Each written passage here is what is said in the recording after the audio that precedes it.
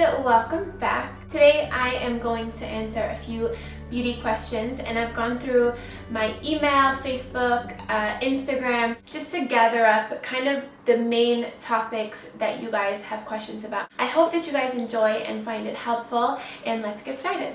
Alright, so the first question is how to get rid of acne scars and what can you do to diminish their appearance. And it sucks because just as you get rid of your acne and pimples and stuff, sometimes you're left with scarring. And I have some on my cheeks, but it's all covered now. Even though scars are pretty deep set in the skin, there are a few things that you can do to kind of remove like the top layer of skin to make the scars less visible. The number one thing that I can recommend are microdermabrasions. Those have helped my skin so much from recovering from the scarring that I used to have, and it just makes your skin so soft, and it's like a miracle worker for your skin. It's basically a tool that forces these like crystal beads out on your skin, and it like moves them around, and then it sucks back the dead skin along with the little crystals. It's basically like a really intensive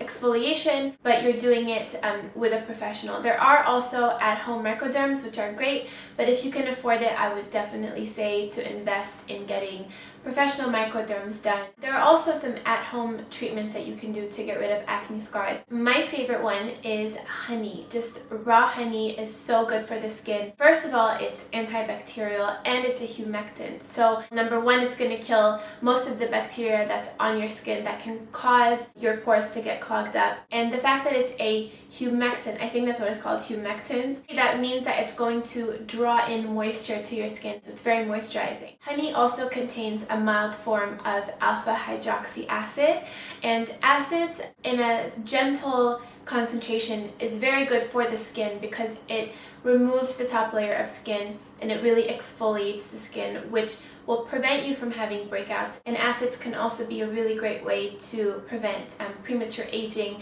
and the skin from wrinkling. Lemon is also really good. It has citric acid. It removes dead skin cells. It exfoliates the skin. Another at-home thing you can use for acne scarring and acne just in general are aspirin tablets. You can smush them up and put them in honey and in the lemon juice. And aspirin also contains salicylic acid, which is found in most of the acne preventing lotions and toners. Also, aspirin is an anti-inflammatory. So if you're very like red and if you have a lot of inflammation on your skin, aspirin can really help to calm down those pimples and the redness. Number two, dealing with blackheads. How do I get rid of blackheads? These little pores here secrete this oil, and the oil gets trapped in the pores. So what I do to get rid of them, if you're ever going to try to get a pimple or blackhead out, you have to open your pores first. So either take a hot shower, you can put your head over a bowl of warm water to open your pores, or you can take like a little face towel, put it in warm water and like lay it over your face. And number two, you always want to make sure that you have like a clean tissue around your fingers. If you are going to remove any blackheads, I suggest just gently squeezing. Don't like force it because you could break the skin and you'll just have a whole other lot of problems. Be very gentle if you are going to try to squeeze some of them out. And I've spoken to a few beauty therapists that I've done facials with before, and I asked them, how do you get rid of blackheads? And everyone has said that there's no 100% way of completely eliminating all of your blackheads. The face will naturally produce oil, and some oil is good for the skin, so you don't want to remove all of it. But basically, they just have to be cleaned out once in a while, just like you have to brush your teeth or wash your hair. It's kind of the same thing. But there are some things that you can do to prevent as much oil as getting built up, and that is again to use a mild form of acid. You could do a salicylic acid, or you could do again a mild alpha hydroxy acid that are found like in lemons and things like that, and that will prevent the skin from getting clogged, and dead skin cells from building up, and therefore dirt and impurities getting caught in the skin. Alright, so moving on to a beauty related question. This is question number 3. How do I prevent my under eye concealer from creasing throughout the day and getting those like funky little lines? So the solution I have for that is to put primer under your eyelids. Just like how you put primer on top of your eyelids before you put shadows to prevent this part from creasing, you can do exactly the same thing for under your eyes. You could either use a face primer and just pop that under your eyelids, or you can go ahead and use a eyeshadow primer as well. I would definitely suggest an eyeshadow primer if you have deeper set lines. So I first put the primer on, I let that set a little bit, then I put the concealer, again, let it set so that it doesn't become like too cakey. Once it's dry, I go ahead and put on some setting powder right underneath. And that will really help to prevent lines from happening. It of course doesn't prevent all of the lines from not happening, but it definitely does diminish. Alright, so the next question has to do with nail care. I love to have nicely manicured nails. I think it makes such a difference to your appearance. Before I moved to London, I was living in New York, and getting manicures there is like getting a coffee. It's such a normal thing to do. It's not more than $10 to $12, so it's really affordable and you get such a good manicure. And about a year ago, I started doing shellac manicures, which I've spoken about before.